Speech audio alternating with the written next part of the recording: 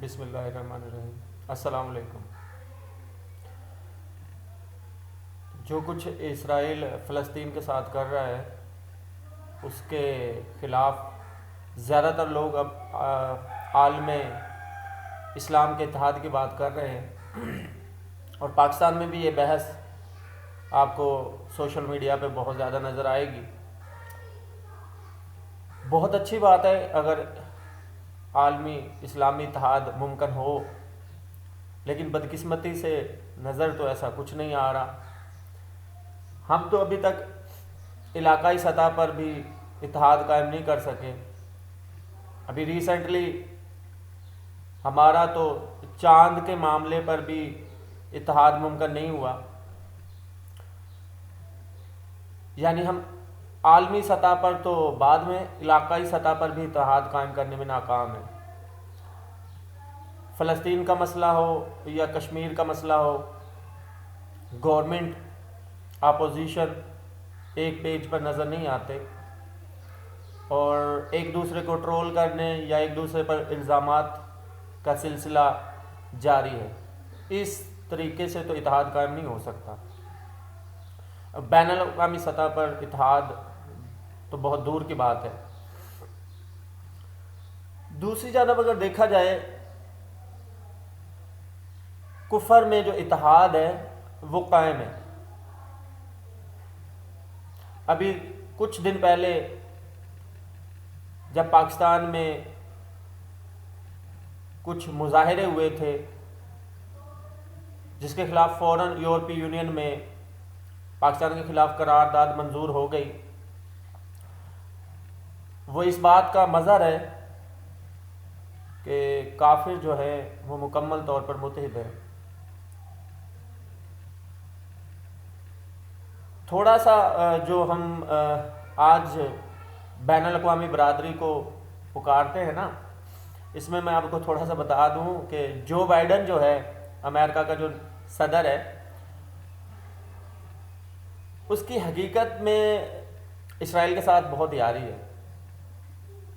وہ اسرائیل کے دورے بھی کر چکا ہے جب وہ سینیٹر رہا، اسرائیل کے وزیر اعظم سے بھی اس کی ملاقات ہوئی، اور کافی حد تک یہ سمجھا جاتا ہے کہ وہ اسرائیل کو بہت حد تک سپورٹ کرنے میں اہم کردار ادا کر رہا ہے۔ اور ابھی بھی ان کی طرف سے فوراً بیان آ گیا کہ اسرائیل جو ہے یہ سب کچھ سیلف ڈیفینس میں کر رہا ہے۔ اس طرح کا سیلف ڈیفینس تو پھر کشمیر میں کشمیری کر رہے ہیں، اسی طرح کا جو ہے سیلف ڈیفینس کا حق تو پھر سیریا میں سیریا والوں کو ہے، افغانستان میں طالبان کو بھی ہے، لیبیا میں لیبیا والوں کو بھی ہے، لیکن وہاں جا کے سیلف ڈیفینس نہیں رہتا، وہاں جا کے یہ جو ہے بغاوت بن جاتی ہے یا دہشت گردی ہو جاتی ہے، کیونکہ وہ لوگ جو اس ڈیفینس کو کر رہے ہوتے ہیں وہ مسلمان ہوتے ہیں۔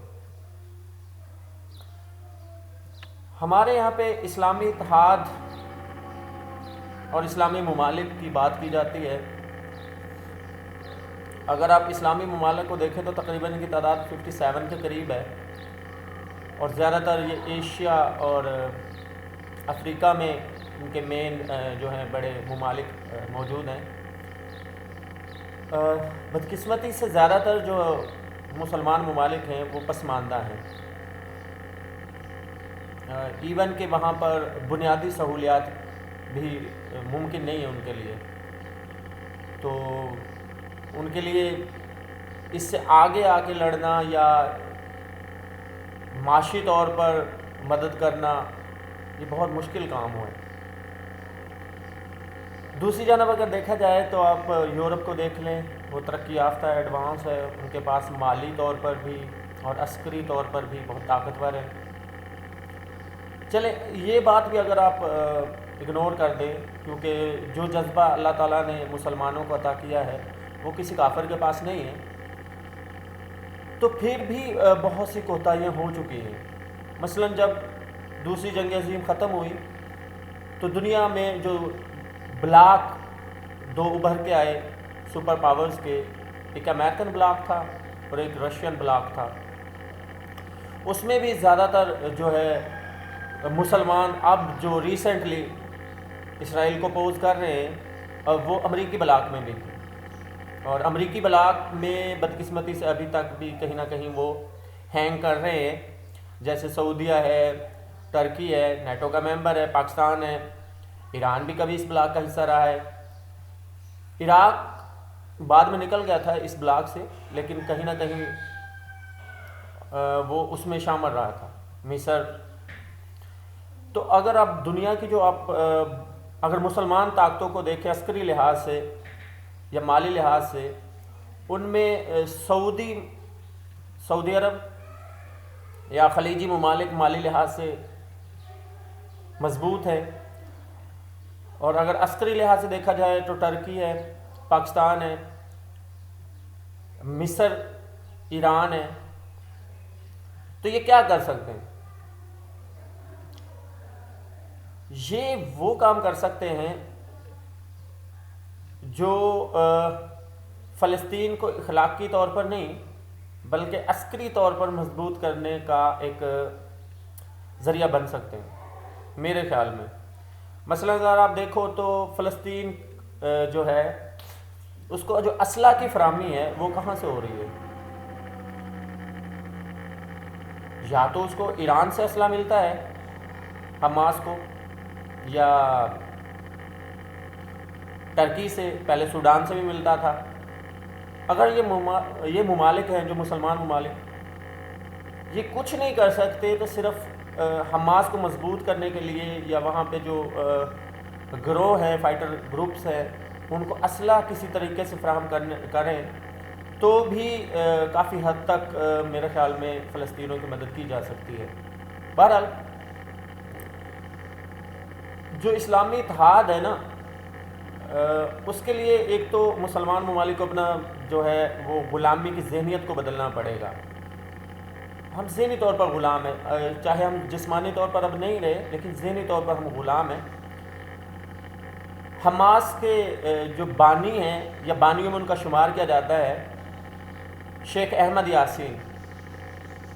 میں ان کا ایک قول پڑھ رہا تھا، اسرائیلیوں نے 2004 میں ان کو شہید کر دیا تھا۔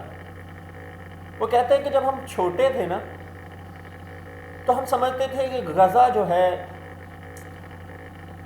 یا غزہ کے لوگ جو ہے وہ غلام ہیں، اور جو باہر کے ممالک ہیں جو عرب ہیں وہ آزاد ہیں۔ لیکن جب ہم بڑے ہوئے تو ہمیں یہ احساس ہوا کہ غزہ آزاد ہے اور جو عرب ہے یہ غلام ہے۔ اس سے سمجھ آتی ہے کہ ایک ایسی برادری بین الاقوامی طور پر جس کے پاس جو ہے 1.5 ارب کے قریب جو ہے افراد ہیں، اور دوسری جانب تقریباً لگ بھگ 80 لاکھ یا 1 کروڑ کے لگ بھگ یہودی ہیں، اور پھر بھی جو ہے وہ مسلمانوں کو ظلم کا شکار کر رہا ہے۔ اور یہ سلسلہ جاری ہے، یہ نیا نہیں ہے۔ یہ کچھ لوگ کہتے ہیں جی ابھی یاد آتا ہے جی فلسطین کے ساتھ یہ ہو رہا ہے اور کشمیر کے ساتھ یہ ہو رہا ہے۔